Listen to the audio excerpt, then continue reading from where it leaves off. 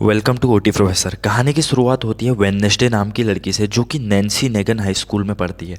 वो जैसे ही स्कूल के अंदर आती है तो सब उसे घूरने लगते हैं, क्योंकि वो एकदम ब्लैक एंड वाइट बनी होती है, जहाँ की सबने अलग अलग कलर के कपड़े पहने होते हैं।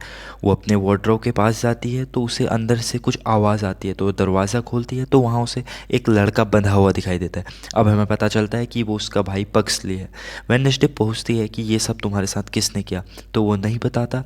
मगर एकदम से वेडनेसडे को एक दिव्य दृष्टि होती है। वेडनेसडे को वो सारे लड़के दिख जाते हैं जिसने पक्सली के साथ ये काम किया होता है। तो वेडनेसडे उन लड़कों के पास जाती है और वो लड़के स्विमिंग पूल में स्विमिंग कर रहे होते हैं। तो वेडनेसडे पूल में पिराना छोड़ देती है, जिसकी वजह से एक लड़के को पिराना काट लेती है। अब अगले सीन में हमें वेडनेसडे अपनी फैमिली के साथ दिखाई देती है, जहाँ पर उसके मॉम और डैड यानी मिस्टर एंड मिसेस एडम्स हैं। हमें पता चलता है कि वेडनेसडे की उस हरकत की वजह से वेडनेसडे को स्कूल से निकाल दिया गया है। अब उसके मॉम और डैड उसको नेवरमोर एकेडमी में डालने जा रहे होते हैं, जहाँ का स्कूल एकदम रहस्यमय और जादुई लोगों से भरा हुआ होता है। पर वेडनेसडे को वहाँ नहीं जाना होता है। इसी बीच हमें एक लड़का दिखाई देता है जो कि नेवरमोर के जंगलों में रेस्ट करने के लिए रुकता है, पर मर जाता है।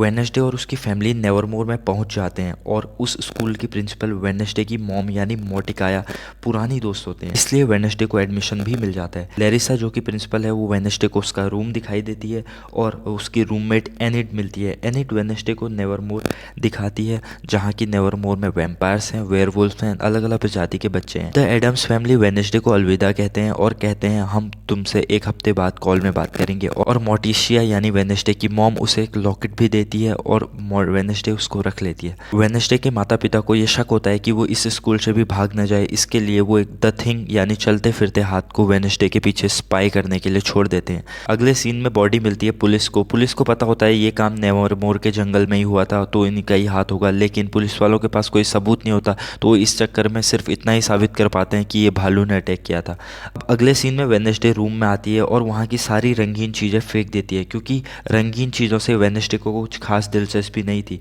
वो अपने साइड का कमरा पूरा ब्लैक एंड वाइट कर देती है, जिस पर एनिट गुस्सा भी होती है।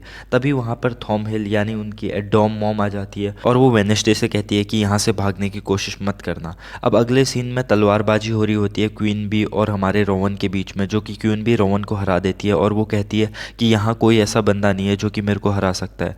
तो वेडनेसडे उसका चैलेंज एक्सेप्ट कर लेती है और लड़ाई करने के लिए चले जाती है। पर वेडनेसडे बुरी तरीके से हार जाती है और उसको कट लग जाता है, तो वो हॉस्पिटल में चली जाती है। अगले सीन में वेडनेसडे हॉस्पिटल में होती है और वो एक लड़के से मिलती है जिसका नाम रोवन है।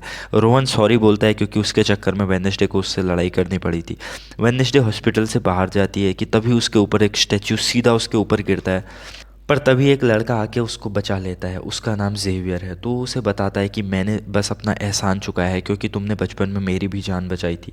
अगले सीन में वेडनेसडे लिख रही होती है, तभी उसे कुछ आवाज़ सुनाई देती है। तो उसे पता लगता है कि द थिंग उसके ऊपर स्पाई कर रहा है और वो उसे पकड़ लेती है। और वो द थिंग से बोलती है कि अगर तुम मेरी यहाँ से बाहर निकलने में मदद करोगे तो तुम्हें जिंदा छोड़ दूंगी। तो थिंग मान जाता है। अगले सीन में लेरिका वेडनेसडे को साइकेट्रिक के पास ले जा रही होती है, पर वेडनेसडे का प्लान भागने का वहाँ से बन चुका था अपने थिंग के साथ। तो सेशन के बीच में वेडनेसडे बाथरूम जाने के लिए पूछती है और वहां से सीधा खिड़की खोल के फरार हो जाती है। जैसे ही भाग रही होती है तो वो ट्रक ड्राइवर से टकराती है और उसे दिव्य दृष्टि होती है कि ट्रक ड्राइवर की गर्दन टूटने की वजह से मौत हो चुकी होती है एक्सीडेंट में। वो वहां से निकल जाती है और भागने के लिए एक लड़के से पूछती है जिसका नाम टाइलर है। अब वो कॉफ़ी शॉप में काम करता है और उसकी मशीन ख़राब हुई होती है, तो वेडनेसडे उसकी मशीन सही कर देती है और वो उससे भागने का रास्ता पूछती है। टाइलर उसको बताता है कि बलिंगटन में ट्रेन आती है जो कि मैं तुम्हें वहाँ तक छोड़ दूंगा। और तभी वहाँ कुछ बच्चे आते हैं जो कि पिलग्रिम वर्ल्ड से हैं, जो कि नेवरमोर के बच्चों से नफरत करते हैं और वो वेडनेसडे से झगड़ने लगते हैं। पर वेडनेसडे उन सबको मार देती है, मतलब जिंदा नहीं मारती लेकिन मार देती है। और तभी वेडनेसडे की प्रिंसिपल वहाँ आ जाती है और वेडनेसडे को वापस से स्कूल में जाना पड़ता है। अगले सीन में हमें दिखाई देता है कि एनिड और वेडनेसडे की दोस्ती आगे बढ़ रही है और वेडनेसडे एनिड से हेल्प मांगती है कि वो भागने में उसकी मदद करे। तो वो टाइलर को फ़ोन करती है और उसे मेले में बुलाती है वहाँ से भागने के लिए। टाइलर वहाँ आ जाता है। वो भागने ही वाले होते हैं, पर वहाँ वो लोग आ जाते हैं जिन्हें वेडनेसडे ने मारा था। तभी वेडनेसडे को दिव्य दृष्टि होती है कि रोवन मरने वाला है। वो रोवन को बताने के लिए जाती है कि तुम मरने वाले हो, पर रोवन उसी पे हमला कर देता है और कहता है कि मैं तुम्हें पहले से ही मारना चाहता था, पर मैंने तुम्हें एक बार मारने का प्रयास भी किया था, पर तुम बच गई। वेडनेसडे जब क्यों पूछती है तो रोहन बोलता है कि तुम वही श्रापित लड़की हो जिसकी वजह से मेरी मॉम ने कहा था कि हमारा नेवरमोर पूरा ख़त्म हो जाएगा। तभी एक राक्षस आता है और हमारे रोवन को मार डालता है। एपिसोड 2 के लिए मेरे को सब्सक्राइब करें।